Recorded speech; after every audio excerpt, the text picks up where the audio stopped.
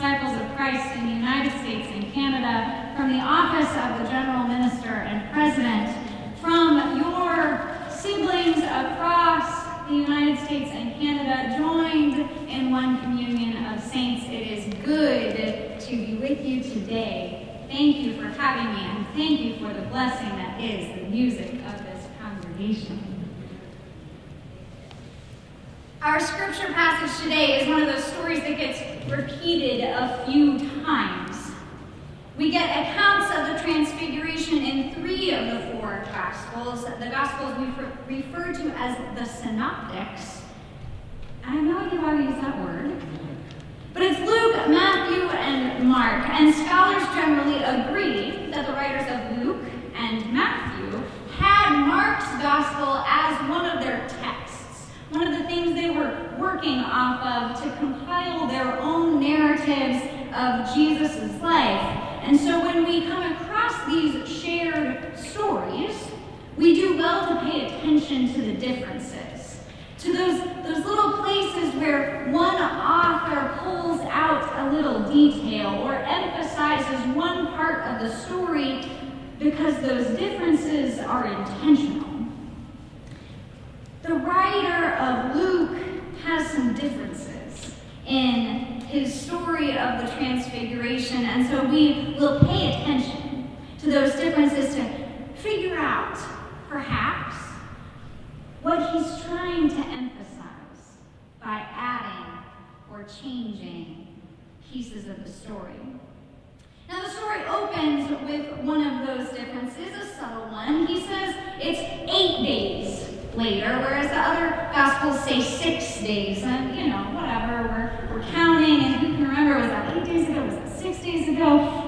It gets a little fuzzy, but I think Luke is being intentional here because the 8th day is the day of resurrection. The 8th day is the day of the new creation. The 8th day is the Lord's day of making all things new. And so this is a nice, appropriate liturgical change. Then we go on a little bit, and Luke adds a little clarifying note that Jesus was going up on the mountain to pray. This shouldn't surprise us because Luke really likes the fact that Jesus prays. He says a lot. Jesus went off to a deserted place to pray. So this makes sense. Then we kind of get going into the story, and things clip along about the way they do in Mark and in Matthew. Jesus is transfigured, and his clothes glow brighter than even the most digitally enhanced OxyClean commercial. And 2 men, identified as Moses and Elijah, appear and start speaking with Jesus. Then we get to verse 32, and this is where the big difference in Luke's version of the story comes in. In the middle of this spectacular, otherworldly, unbelievable event, Luke makes us notice what's going on in the wings, over off on the side while Jesus is getting his shine on. Now Peter and his companions were way down with sleep. In the middle of this story of time bending, we've got Moses and Elijah there, for goodness sake, this reality-defying majesty. Luke feels it's important to let us know that the disciples were drowsy. They were heavy with sleep. I think it's probably a feeling with which we can all sympathize. You know that feeling when your limbs are kind of filled with sand and gravity seems especially strong on your eyelids? The disciples are tired. They've been going around with Jesus, so it's understandable that they are tired. And Luke stays there, focused on the disciples, continuing with a phrase that's actually a bit ambiguous, and it's translated in different ways. But the New Revised Standard Version, which we read this morning, says, "Now Peter and his companions were weighed down with sleep, but since they had stayed awake, they saw his glory." Other translations, though, read, "But when they became fully awake, they saw his glory."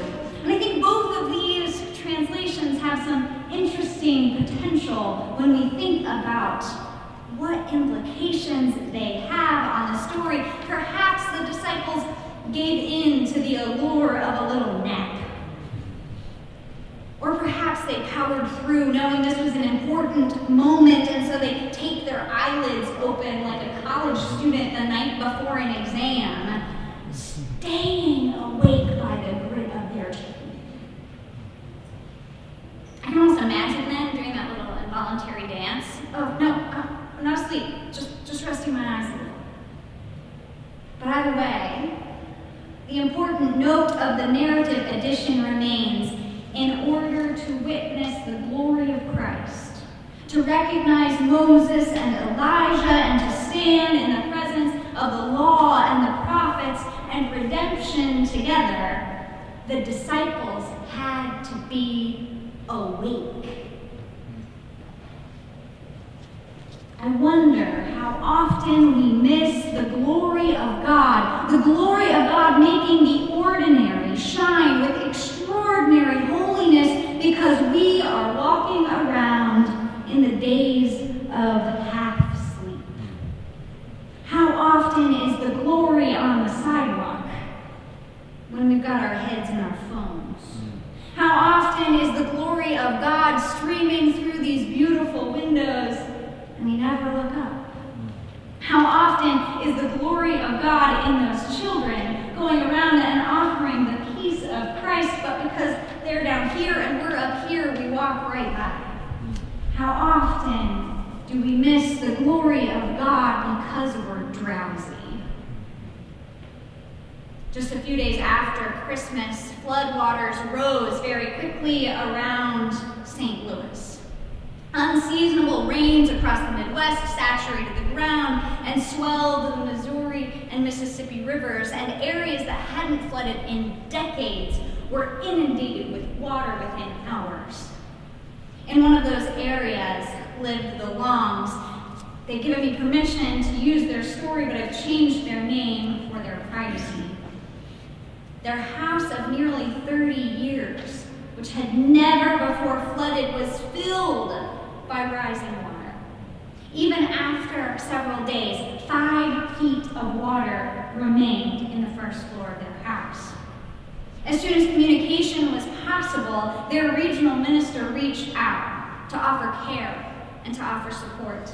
She contacted Week of Compassion, and because of the generosity of congregations like this one, we were able to help immediately, to send a solidarity grant to the Longs to help them begin to recover. I've heard they bought new windows. Before that check had even arrived, though, the Longs' local congregation had already mobilized a crew, and they were in the house mucking out the dirt and pulling off the soggy drywall. And when I spoke to their minister last week, he said the Longs should be back in their home by the end of this month. Thanks be to God. How often do we miss the glory of God because we don't pay attention to the acts of people? The people of God responded, transforming destruction into a moment of God's shining glory. The body of Christ was transfigured before us once again. Are we awake enough to see it? Jesus. When they became fully awake, they saw his glory. But I wonder about the glory. It's a word we like in church. It's a word we use nowhere else. What is the glory? My best friend and I used to joke when we were very young that the shinier the something was, the closer to the glory it was, the holier it was. Our stick-on earrings, now they were getting close. My glitter tennis shoes, those were just about holy. Her sweaty face after gymnastics class, now that was at least a little bit holy. And Jesus' face at the Transfiguration, completely holy. The glory the disciples wake to is more than that shine. It isn't just the glitz and glamour kind of glory. It's the kind of awesome glory that we heard about in the reading from Isaiah today. I saw the Lord sitting on a throne high and lofty, and the hem of God's robe filled the temple. Seraphs were in attendance above. Each had 6 wings. With 2 they covered their faces, and with 2 they covered their feet, and with 2 they flew. And one called to another and said, Holy, holy, holy is the Lord of hosts. The whole earth is full of God's glory. The disciples woke to that kind of glory, that otherworldly, transcendent glory of God. But I also wonder if there was another layer to that glory, because it was the glory of Christ transformed. The glory that also showed up in the song of an unwed mother who was bearing the Christ child, and that showed up in the humility of a manger. If there's also an aspect of this glory that encompasses not only the perfection of the divine, but also the vagaries of human experience, I think perhaps the glory that the disciples glimpsed incorporated the shadow of suffering, the experience of God made flesh and human, and the lengths that love will go. Isn't that a richer kind of glory? And I really think this is part of this experience for the disciples, because in this very moment, Jesus is speaking with Moses and Elijah. Even as he's incandescent, he's speaking of his departure, which will be accomplished in Jerusalem. And just before this scene, before they come up the mountain, Jesus has indicated to his disciples for the first time where his road will lead. He tells them of the inevitable conflict between the powers of oppression and the powers of God's liberation. And he speaks of the time when human sinfulness will come to its enactment. And he speaks of his suffering and his death.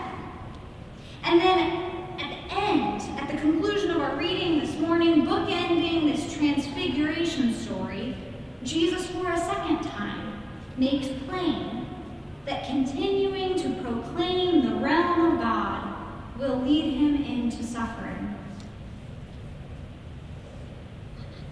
Peter, John, and James, though awake for a moment, are not prepared to face this aspect of the glory. They're not ready to face the reality of who Jesus is and what his ministry means. Their wakeful recognition further dissolves and is replaced with terror as a cloud, that other age-old symbol of God's presence and glory, descends upon them. They're terrified. The disciples' fear, or perhaps their returning fatigue, further stills their tongues as they make their way down the mountain and back to the disciples, where they speak nothing of what has happened. And then the next day, the man brings his son for healing, and the disciples, those who were left behind and those who had been on the mountain, are conspicuously silent through the whole episode. And then they remain silent in the verses that follow, in which Jesus again predicts his betrayal and suffering. They don't understand what he is saying, and yet they do not ask for explanation because they are afraid. They woke up for a moment, but now they are afraid. So often, I think, even when we wake for a moment, our fear sends us back into a stupor. It weighs down our eyes and keeps us from facing the sorrows before us. We do not wake up to the realities around us because we are afraid of what we will find in our waking.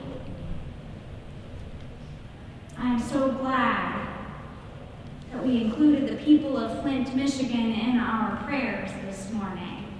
Thank you, Sydney, for that. Because the people of Flint, Michigan tried for 18 months to make us as a nation wake up to the fact that shoddy, cost-cutting measures were leading to toxic lead levels in the public water system, and we know now that the people who could have changed it knew about it. Yet they and we, like the disciples, were afraid. We preferred to stay asleep. We were afraid that if we woke, we would have to look into the face of a rash-covered child and be embarrassed at our own inability to do anything about it. We were terrified that if we woke, we would see that following in the way of Jesus would mean confronting a system of racism that led to thousands of children drinking poisoned water in the first place, something that makes us a little uncomfortable. We were afraid that if we woke, we would have to face our own complicity in the whole situation. So we stayed asleep. We preferred to stay asleep because even though waking might mean glimpsing the glory of Christ, it would also mean facing the suffering of our hurting world. But thanks be to God that there were some people who were awake. People like Dr. Monahana Atasha, who insisted the water was a threat to public health. And like the congregations of Vermont Christian Church and Woodside Church, two of our disciple and UCC congregations in Flint, who have been advocating for long-term responses that ensure justice, and in the meantime have been providing water and filters to their neighbors. They are getting the support of their fellow UCC and disciple congregations in the area, from the conference, from the region, and from you through Week of Compassion. It took us too long to wake up to the atrocities in Flint. And if history is a reliable predictor of the future, we will be all too quick to forget, to drift back into the cozy cloud of complacency. We will be lulled back to sleep. But the reality is the city of Flint has a long road of recovery ahead. First, in repairing its municipal infrastructure, but also in supporting families who will feel the effects of this injustice for years and years to come. Bottled water helps for a day, and we're there to help. A filter will help for a month or so. But we must stay vigilant alongside the people of Flint for the long haul. And Week of Compassion has committed to continue walking alongside our siblings in Flint as they seek a just and sustainable future. Since they had stayed awake, the NRSV translates it. Since they had stayed awake, they saw his glory. And you would have thought that they would learn what can happen when one stays awake. You would think Peter, John, and James would be utterly changed by this experience, and yet, as our Alan Culpepper notes, surprisingly, the transfiguration seems to have little impact on these three disciples. They still do not understand what Jesus told them about his death and resurrection. Peter still denies Jesus, and the others still look for an earthly kingdom. Perhaps they wanted to stay awake, but just were not able. Brings to mind another moment. Again, Jesus predicts his fate, and this time not as a distant eventuality, but as a present and immediate reality. Again, he goes to a solitary place to pray, and in this moment he is again transformed, but not into the glowing image of his divinity, but into the full image of his humanity. There in the Garden of Gethsemane. The disciples this time do not witness the tender beauty of the awake. When he rose from prayer, he came to the disciples and found them sleeping for sorrow. And he said to them, "Why do you sleep? Rise and pray, that you may not enter into temptation."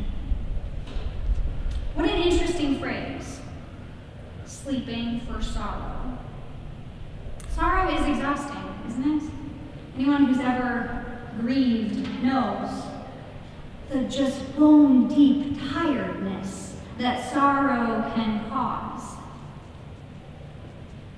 The disciples in the garden perhaps cannot stay awake because staying awake would mean facing a grief and a pain they do not think they are able to bear. Staying awake would mean witnessing not Christ's glory but his vulnerability. And I can sympathize with the disciples retreating into sleep for a refuge. Sometimes, even when we have been awake, prepared to confront the suffering of the world, we choose to return to the comfort of our slumbers because the pain seems too much to bear. How quickly did we switch from calling for relief for Syrian refugees to finding anything else to watch on television? How quickly do we grow tired? Now there's some legitimacy to that. Compassion fatigue is a real thing. We all need those times of respite and of prayer. And alone, we cannot face the pain that is before us, the suffering of our world. Alone, we will each be weighed down. Because of our fear or because of our fatigue, we will cease to keep watch for the transfiguring of the world. Alone, we will be found sleeping. But together, we can find the strength to stay awake. Together, we can bear witness to the suffering and to the glory of Christ. Through your gifts to Week of Compassion, you are in partnership and common mission with ecumenical organizations around the world. And that is why we need each other, to give each other strength to stay awake and to accompany our neighbors, whether that is through a gift to a family whose house has been flooded, support to churches who are walking with the people of Flint, or to our ecumenical partners who are making sure Syrian refugees and refugees from around the world have the food, the medicine, the education, and the guidance they need to build a new life. Lord. You all already get it. It's evidenced by your generous gifts to Week of Compassion, which have allowed us to do these things. It's evidenced through the mission you are doing here in New York City. It's evidenced through the immigration clinic that you do in partnership with Church World Service here at the park, making sure people have legal representation. You all get it that we need one another to stay awake, to witness the glory of God. Because we can witness God's glory full of boundless, transformative, and redeeming love if we will but stay awake. In the words of Reverend Larry Camphausen, wake up, stay awake, be a citizen of the world that is coming, in which racism and all forms of oppression and injustice are shaken from the earth. Stay awake and watch, for that world is coming. The signs are right here. As we take in each week the justice of God in human flesh, who awakens you to this transformed and transfigured world, slowly making you in your very body into a person of love and justice, a citizen of the present and coming reign of God. Stay awake. May it be said of us together, since they had stayed awake, they saw the glory